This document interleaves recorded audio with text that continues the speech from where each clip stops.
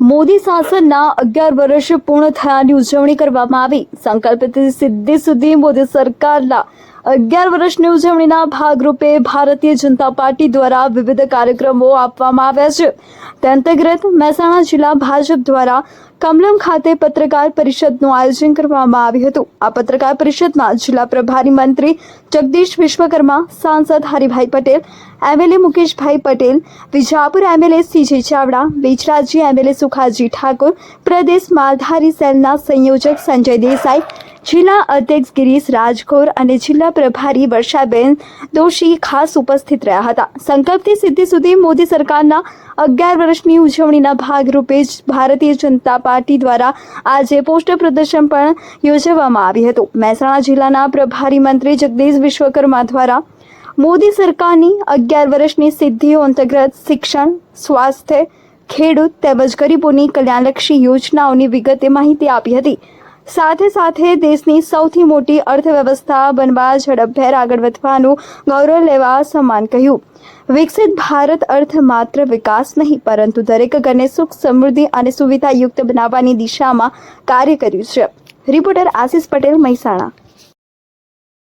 કેન્દ્ર સરકારની સિદ્ધિઓને ખાસ કરીને વડાપ્રધાન નરેન્દ્રભાઈ મોદીની સિદ્ધિઓ પ્રજા સમક્ષ લઈ જવામાં આવી છે। કઈ સિદ્ધિઓ? મિત્રો, આપણે સૌ જાણીએ છીએ કે તેમ 26 મે 2014ના રોજ મોદી સાહેબ જ્યારે પ્રથમ વખત ભારતના વડાપ્રધાન બન્યા અને 26 મે 2025ના રોજ મોદી સરકારને જ્યારે 11 વર્ષ પૂર્ણ થયા ત્યારે મોદી સરકારની સિદ્ધિઓ 11 વર્ષની સિદ્ધિઓ તમારી સમક્ષ પ્રેસમાં મૂકું તો આખી સિદ્ધિઓ વર્ણવી શકું નહીં, પણ એવું થાય કે જે મુખ્ય બાબતો તમારે ધ્યાને મૂકીશ કે 11 વર્ષમાં ભારતને વૈશ્વિક મંચ ઉપર મજબૂત રીતે પ્રસ્થાપિત કર્યું, સમૃદ્ધ કર્યું ભારતને।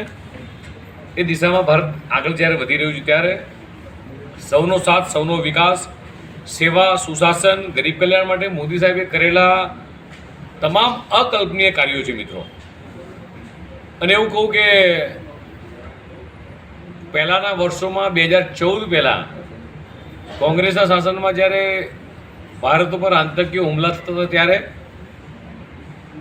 કોંગ્રેસના શાસકો એ માત્ર શુભેચ્છા સંદેશથી સંતોષ માનતા હતા, પણ ये नया भारत है मोदी साहब की सरकार में એવું કહેવાય કે નયા ભારતે ઘર મેં ઘૂસ કે મારતા હૈ।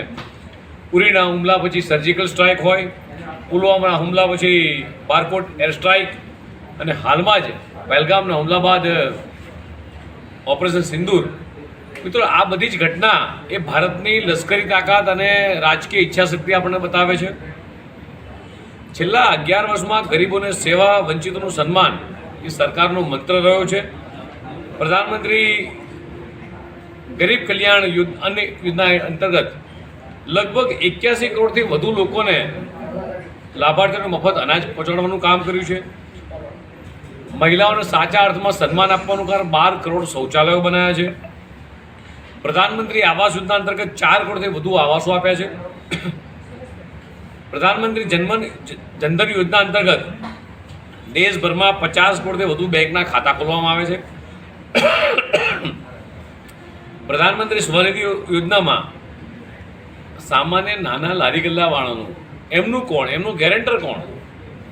તો દેશના યશસ્વી પ્રધાનમંત્રી માન્ય મોદી સાહેબના ગેરેન્ટર બન્યા છે અને 68 લાખ કરતાં વધુ લોકોને એમણે કોઈ પણ જાતની ગેરંટી વગર લોન આપી છે। મિત્રો,